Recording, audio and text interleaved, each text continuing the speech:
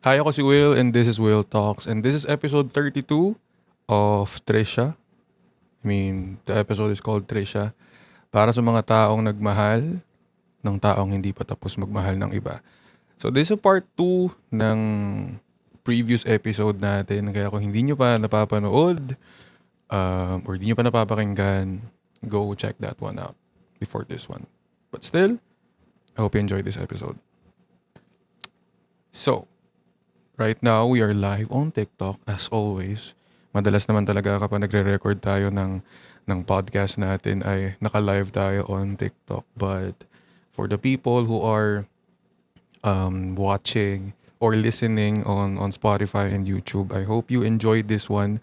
And please comment down nyo na lang dyan sa baba kung kailan nyo to pinapanood at anong oras para naman malaman ko. But right now, I'm recording this ng February 5, 2026 kasi sabi ko sa sarili ko, I will try to be, mas maging active on Spotify and YouTube. So, tonight, we are going to read your stories nang minahal ko siya pero hindi pa pala siya tapos magmahal ng iba. And by the way guys, currently, right now, top 3 tayo sa podcasts of 2026. And top 2 trending ng podcast dito sa Pilipinas. So, W to my What Tips community. Yung mga What Tips ko dyan. May natawag ko sa community ko What Tips.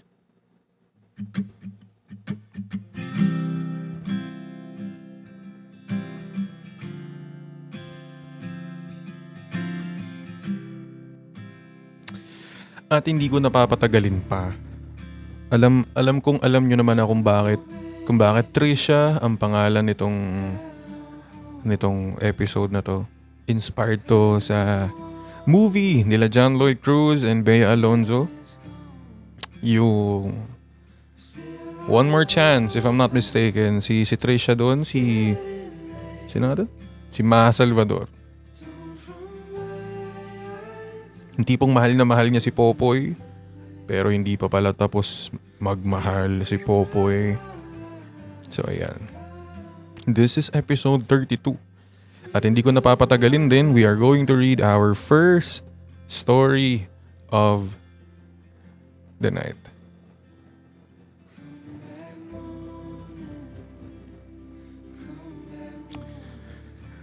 Anyway, ang mga namili nito yung mga friends ko So, ngayon hindi ko pa talaga din nababasa to. This is my first time also reading these stories. And let's start with this one. May gusto akong kanta lagi na pinapatugtog ko kapag kapag podcast ko. Ano na nga to? Wait lang Para yun yung patugtugin ko. May favorite ako Is it this one?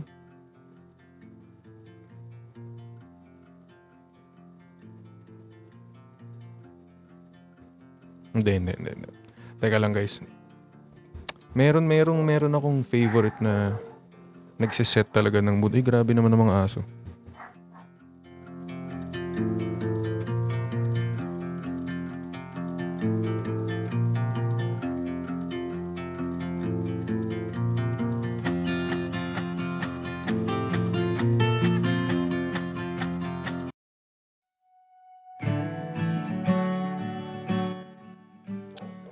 Yan, this one.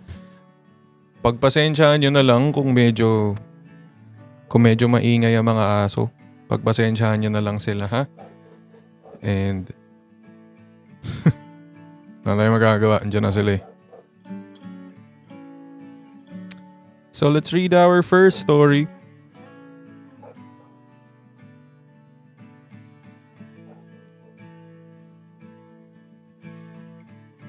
So this person said,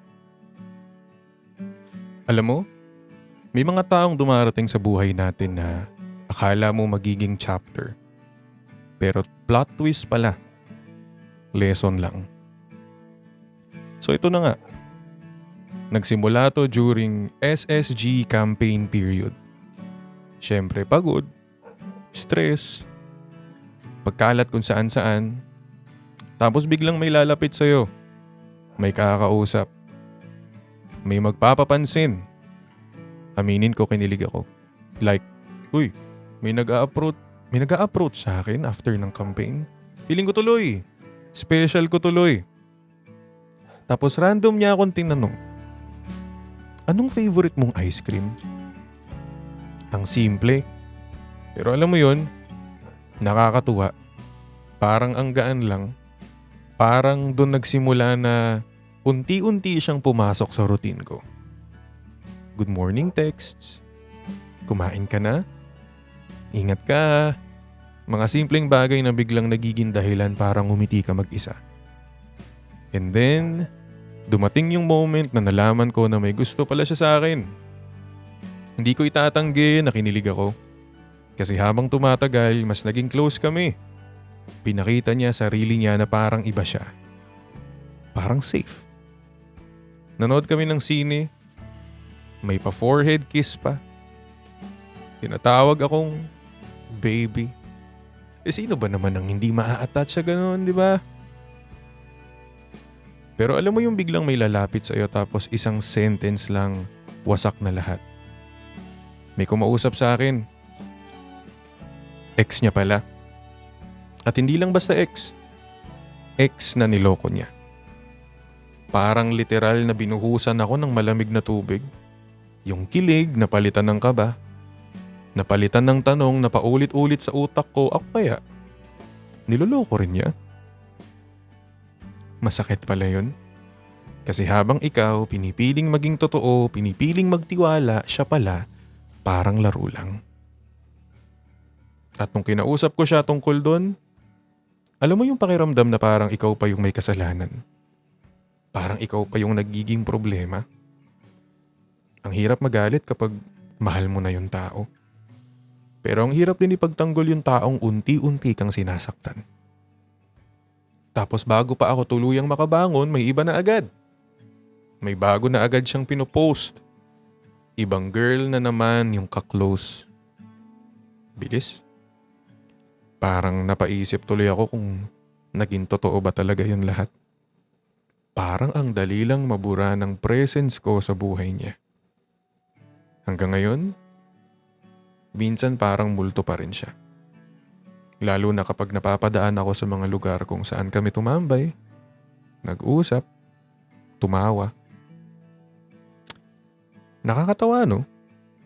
Tapos na kayo pero may mga lugar na parang hawak pa rin yung memories nyo. Siguro ganun talaga kapag hindi ka naman talaga minahal. Minahal ka lang habang convenient ka.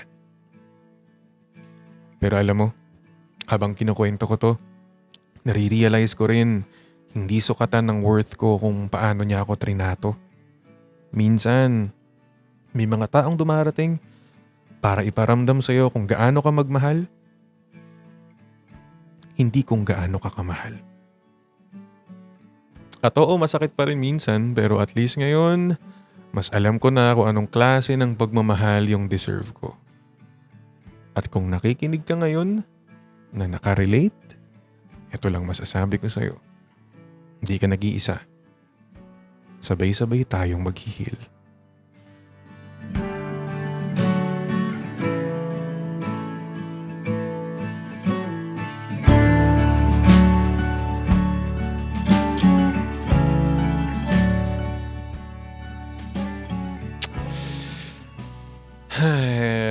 Our first story of this episode. Anyway, if sa mga tao dito sa live stream are wondering, we are recording right now episode 32 ng podcast natin. This is gonna be out on Spotify and YouTube. And for the people who are on Spotify and YouTube, I hope you are enjoying the podcast and I hope you are doing okay right now. And you know,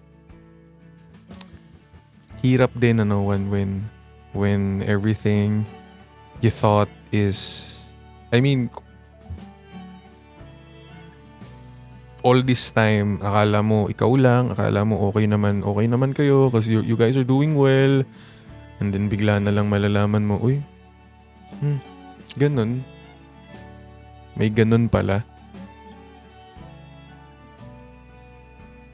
At syempre, ang pinakamahirap din naman dun, I mean, since na kay Popoy and Basha na rin naman tayo na team, 'di ba? Sa kanila rin naman galing yung 3-month rule. I mean, sa kanila ko unang narinig 'yun.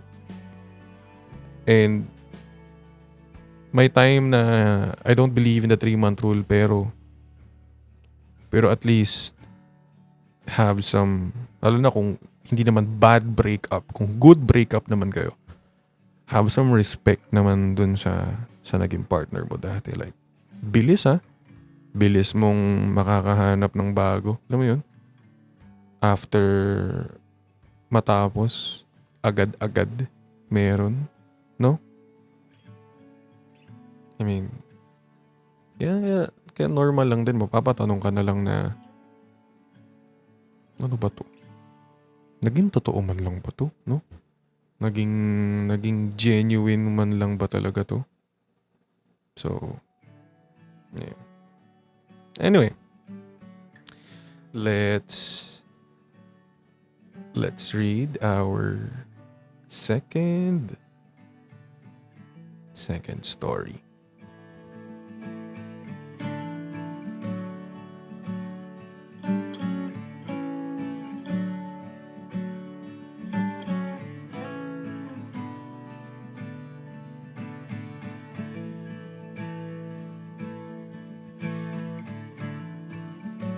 Anyway guys, ilan nga lang pala to, ilan nga lang palang story tong ano natin. Naka-save sa atin. Pero kayo ba guys, tapos nyo ng mapakinggan yung episode 31 natin para sa mga nandito sa live stream. Tapos nyo na. Napakinggan nyo na ba lahat? Okay na. Ayun. If ever hindi pa, ayun, pakinggan nyo na rin. Then after nitong live stream ko, I will post this one. Itong episode 32. Anyway, this is our second story.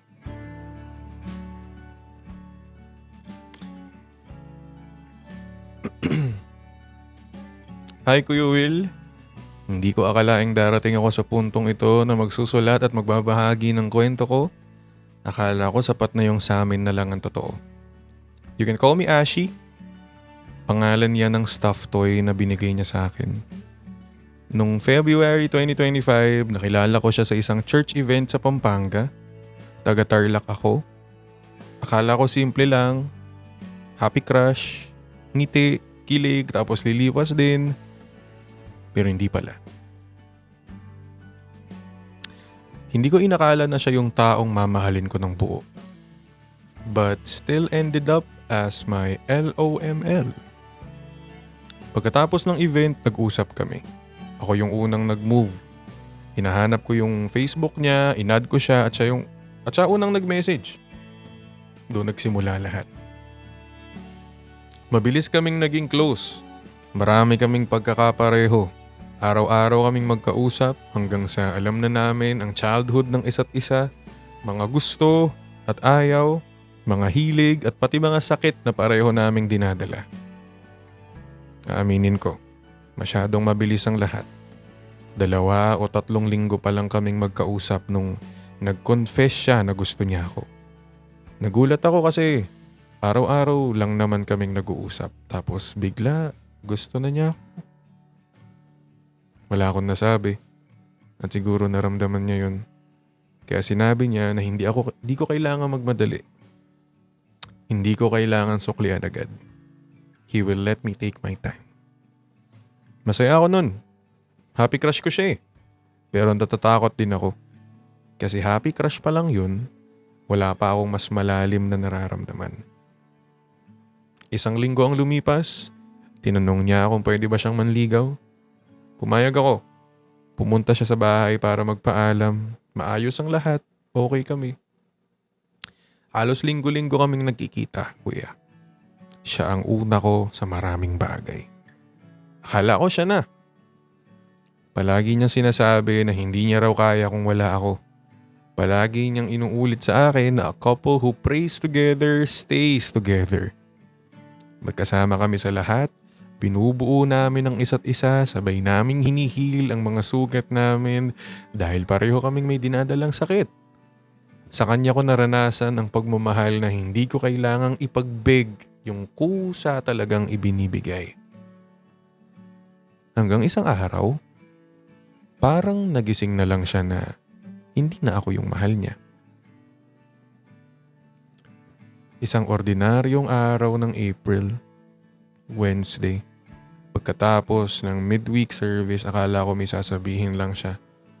Hindi ko in-expect na yun pala ang pinakamasakit. Wala pang isang minutong nagtatype siya, may mahaba na agad na message.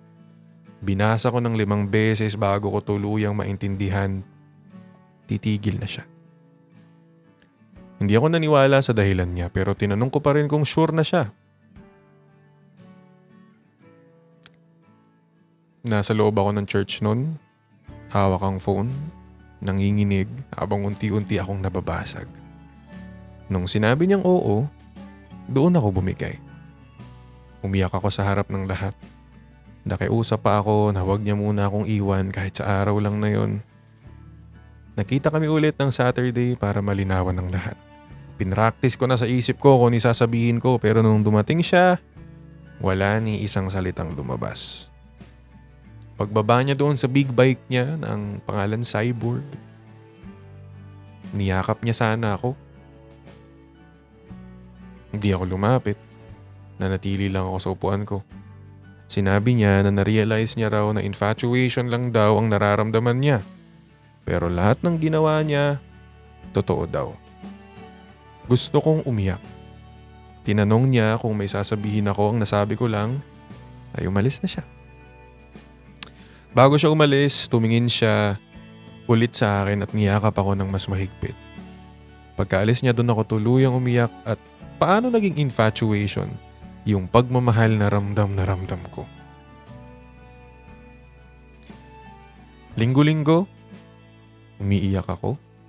Araw-araw, nawalan ako ng gana sa lahat kasi para sa akin siya na ang lost of my life. Umalis siya, dala ang pagmamahal niya kasama ang akin. Pagkalipas ng ilang buwan, may pakiramdam akong may iba na. At tama ako. Nung June o July, lumipat sila sa Pangasinan. May in-story siyang girl. At mas masakit pala yun kaysa sa lahat ng nauna.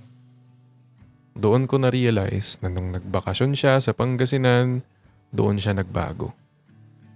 Wala nang updates. Wala nang call sa gabi. Busy raw. Kasama raw mga pinsan. Pinagbigyan ko kasi minsan lang siya umuwi. Di ko alam. Busy pala siya sa iba. Nakumpirma ko yun mismo sa pinsan at kapatid niya. Masakit kasi minahal ko siya ng buo. Pinlano ko na lahat. Kung kailan ko siya sasagutin, ano ang regalo ko sa birthday niya, paano ang setup kapag lumipat na sila, at masakit isipin na habang ako nahuhulog pa lang, siya pala nahuhulog na sa iba. Hanggang ngayon, masakit pa rin. At tuwing nakakausap ko ang pamilya niya, bumabalik lahat ng sakit.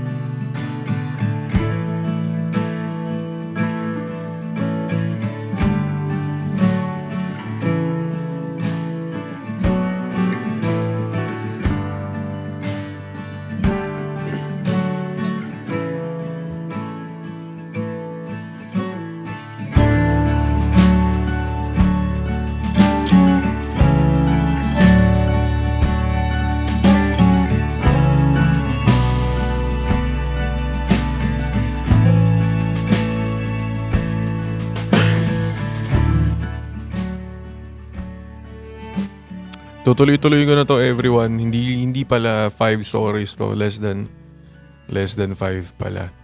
And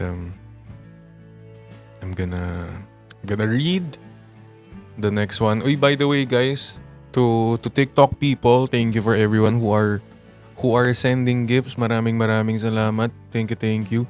And wait lang. Quick shoutouts lang muna sa mga nag-send sa atin ng gift. This is gonna be uploaded straight on Spotify and YouTube. And thank you for the people who are following also. Thank you. Shoutout sa iyo, JHXSZMYN. Thank you, Ann. 12, kay Happy, kay Man, kay Edeline, kay Drew. Ayan, thank you so much sa inyo, guys. Maraming salamat po. Kay Coco, kay Carl. Thank you. Ayan.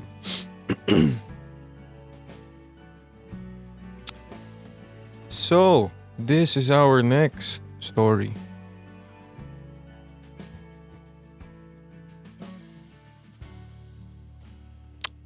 Hi kuya. Hindi ko alam kung paano sisimulan to pero matagal ko na kasing kinikim-kim ang kwento ko. May nanligaw po sa akin sa loob ng 3 taon.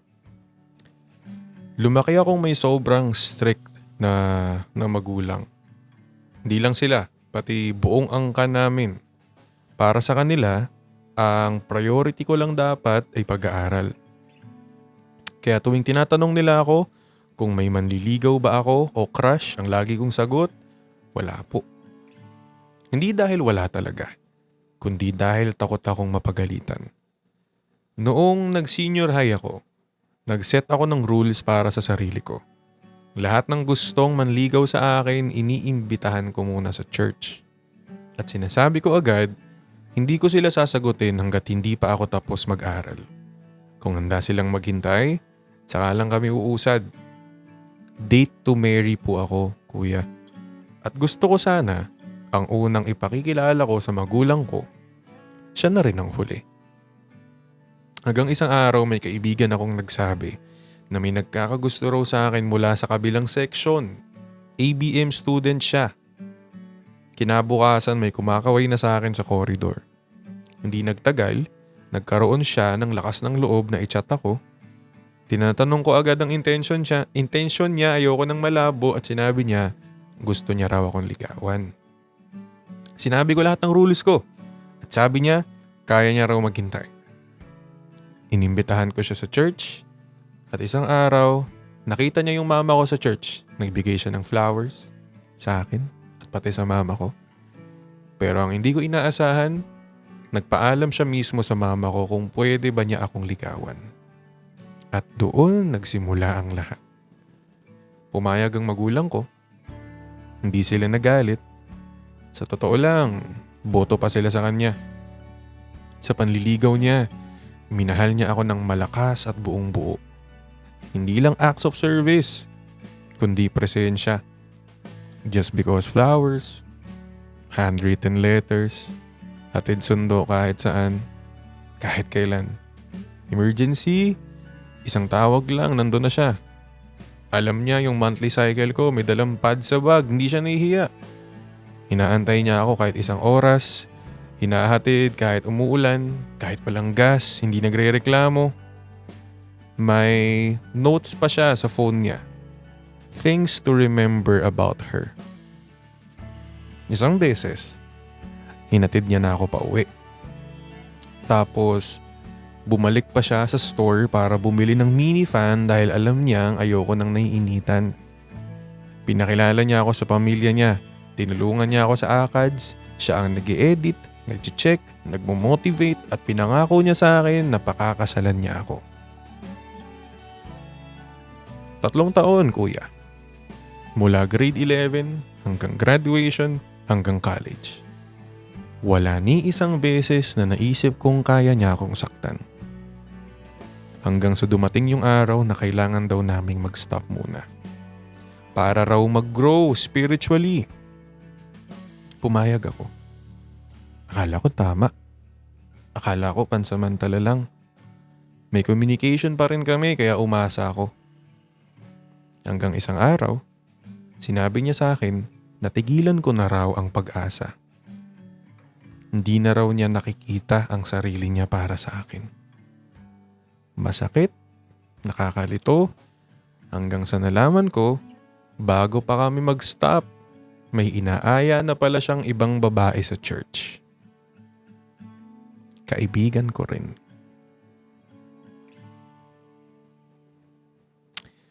Una okay lang sa akin, para sa ministry daw, pero habang tumatagal, sila na ang magkasabay kumain.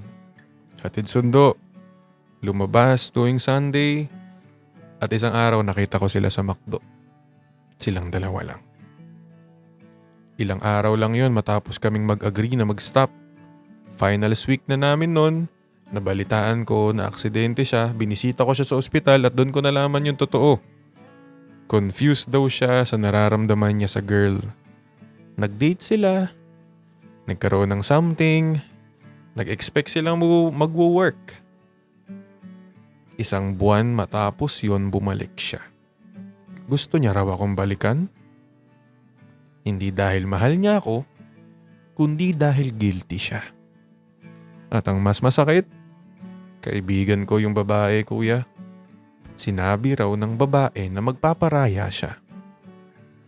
Totoo pala. Ang mga taong minahal at pinahalagahan mo ng sobra, sila rin ang makakasakit sa'yo sa paraang hindi mo kailanman inaasahan. Minsan napapatanong ako, kung hindi ba ako pumayag mag-stop noon, kami pa rin kaya hanggang ngayon? Pero pinili kong hindi na bumalik. At siguro, yun na rin ang paraan ng Diyos para iligtas ako sa mas masakit pang katotohanan.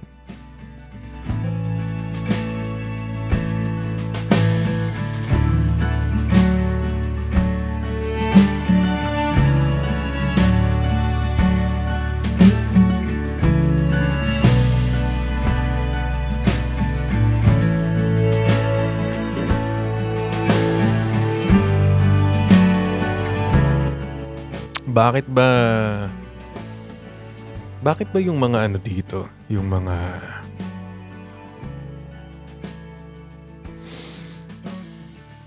bakit nasakto naman na ngayong part 2 ng episode natin ay almost lahat biglang boogs. Bakit ganun? After talaga. Ganun ang kabilis. At talagang sa church nyo pa talaga dinadala, ha? Dun pa, ha? Dun pa kayo nagloko.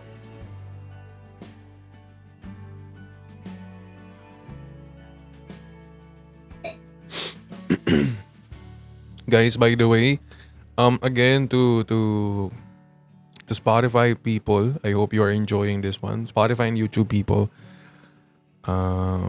please do comment down below kung ano yung mga gusto nyong next episodes natin. Just comment down. It can be love and life. And abangan nyo na lang yung mga susunod na guests pa natin on the pod. Marami tayong naka-line up. And to TikTok people, can you all spam W's para sa ating comment section, and thank you everyone who are here on TikTok. Ngayon nga pala, after this live ay diretso upload tayo on Spotify and YouTube ngayong etong episode 32 natin. Ayan. And to everyone who are sending gifts, maraming salamat. This is gonna be our last our last story ngayong episode 32. At least, ayan, nagagampanan natin ang weekly stream natin, ayun. So, if you all are ready, to my TikTok people, comment G. If G na kayo sa last story natin. And after this one, sa mga bagong sali lang, y'all can listen and watch this one on Spotify and YouTube. Upload ko agad to after. Okay, G?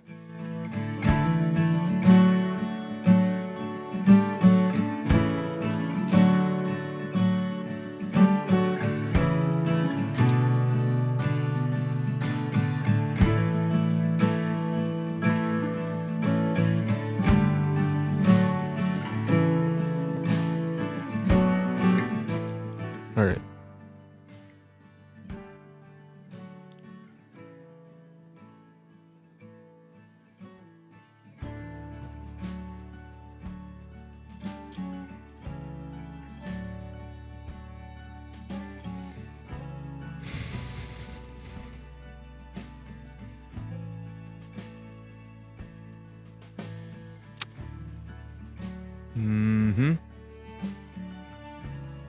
Okay. Last one. Hi kuya, tungkol ito sa courting stage, yung walang label pero ikaw na pala yung all in.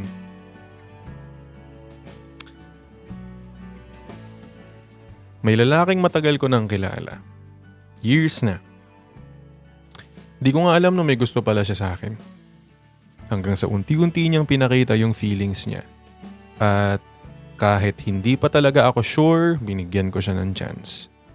Hindi dahil pinilit ako, kundi dahil mabait siya, maayos, at tinrato niya ako ng tama.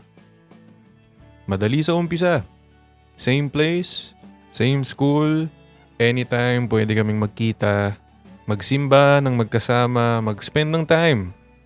Parang ang gaan ng lahat. Parang walang kailangang ipilit. Hanggang sa umalis siya papuntang Manila, UST. Akala ko doon magsisimula ang hirap pero hindi agad. Nag-adjust kami. Mahirap, oo, pero kinaya. 1.5 years niya akong niligawan. At hindi ko pa siya sinasagot kasi may plano ako. Plano kong mag-yes sa December, birthday niya, pag-uwi niya. Habang ako, maingat na nagpaplano ng tamang oras, siya pala, nagpaplano na ng maling tao. Habang ako, naghihintay, siya pala, may pinipiling mas malapit. Sinabi niya sa akin na kailangan daw niya ng time.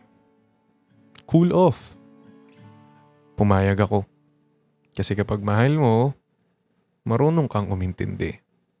Ang hindi ko alam, habang binibigyan ko siya ng space, may iba na pala siyang pinapapasok. September 16, araw nang nalaman ko lahat mag-isa. Binuksan ko lang social media ko kasi kailangan ko siya. Lowest point ko yun. May problem sa pamilya, exam week, pagod na ako. Akala ko comfort ang makukuha ko. Ang nakita ko, post niya. At post ng babae. Doon ko na-realize na habang ako naghahanap ng sandalan, siya pala may ibang sinasandalan. Naniwala ako sa mga salita niya, sa paraan ng trato niya, sa idea na mabait siya, hindi niya magagawa yun, pero ginawa niya.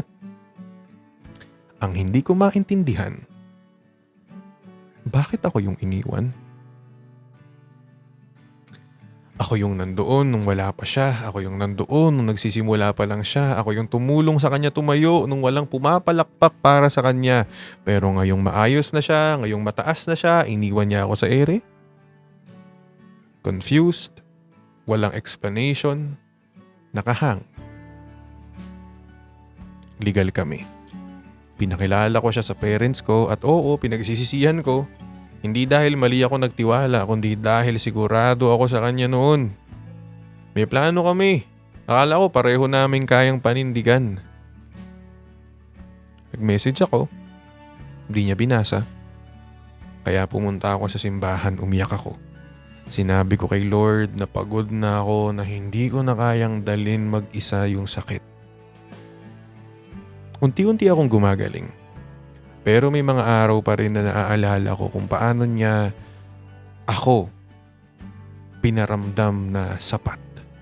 Kahit minsan hindi ko nakilala yung sarili ko. Minahal ko siya. Totoo yun. Pero siguro hindi talaga ako yung gusto niyang piliin.